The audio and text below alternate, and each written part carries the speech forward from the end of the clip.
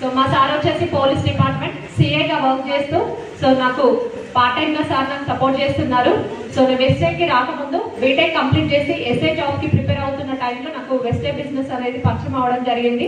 So just products వాడుకొని total organic products అని చెప్పేసి సో ప్రోడక్ట్స్కి కనెక్ట్ అయ్యి హెల్త్ పరంగా మా ఇంట్లో వచ్చిన రిజల్ట్స్ ద్వారా నేను వెస్టే బిజినెస్ కనెక్ట్ అయ్యాను.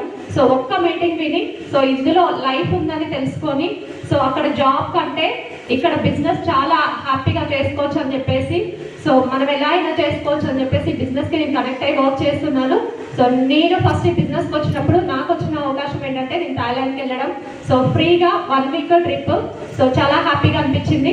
ఎందుకంటే పోలీస్ డిపార్ట్మెంట్లో ఒక్కరోజు లీవ్ అడిగినా కూడా వాళ్ళకి అక్కడ లీవ్స్ అనేది ఇవ్వరు.